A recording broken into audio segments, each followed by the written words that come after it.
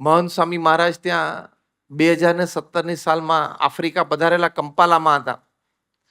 ભોજન લઈ રહેલા એ વખતે સંતો સ્થાનિક સત્સંગ પ્રવૃત્તિનું રિપોર્ટિંગ ઇત્યાદિ ચાલતું હશે. મહેન્દ્રભાઈ બેરિસ્ટર આમ ખુરશી ઉપર દૂર બેઠેલા.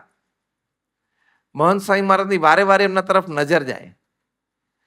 પછી આ બાજુ પ્રિયવ્રત સ્વામી બેઠેલા, એમની સામે નજર કરીને આમ નજરથી એમને બોલાવે. આમ મહંત સ્વામી મહારાજ છે ને અડધું કામ નજરથી કરે છે. એમની આઈસાઇટ સખત છે અને બહુ પાવરફુલ છે. અને બે શબ્દ વાપરી શકાય કે આમ ઇન્ટેન્સલી એ જેમને કહેવું છે ને એ આંખની નજરથી કહી શકે છે.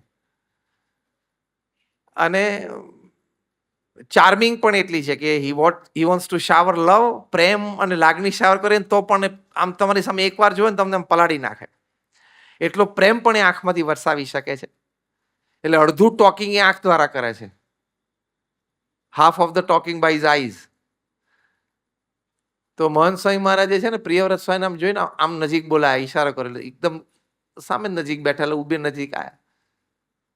અને મહંત સ્વામી મહારાજે પ્રિયવ્રત સ્વામીને કહ્યું કે મહેન્દ્ર કાકા બેઠા છે પણ ખુરશી થોડી ઊંચી છે, તેમના પગ છે જમીનને અડતા નથી, જમીનથી 1-1.5 ઇંચ અધ્ધર રહે છે, તો આવું બેસતા આ ઉંમરે 40 મિનિટ ફાવે નહીં. એટલે તમે અંદરથી ઓસીકું લઈ આવી અને ક્યાંય ના મળે તો મારા રૂમમાં છે ત્યાંથી ઓસીકું લાવી એમને પગ નીચે મૂકી દો. આ ઓબ્ઝર્વેશન, અને ઓબ્ઝર્વેશન પછી આ ભાવના, અને ભાવના પછી એને કેવી રીતે સોલ્વ કરવું, એ કેટલા બધા વિચારો એમને જમતા જમતા ચાલુ હશે. એ પ્રિયવ્રત સ્વામીજીને એક ઓસીકું લઈ આવ્યા. આમ બધા બેઠા હતા એની પાછળથી જઈને મહેન્દ્રભાઈને પગ નીચે મૂકી કે સ્વામી રહેવા દો આ તો. ત્યાં સુધી મહંત સ્વામી મારા શાર્પલી જોતા હતા.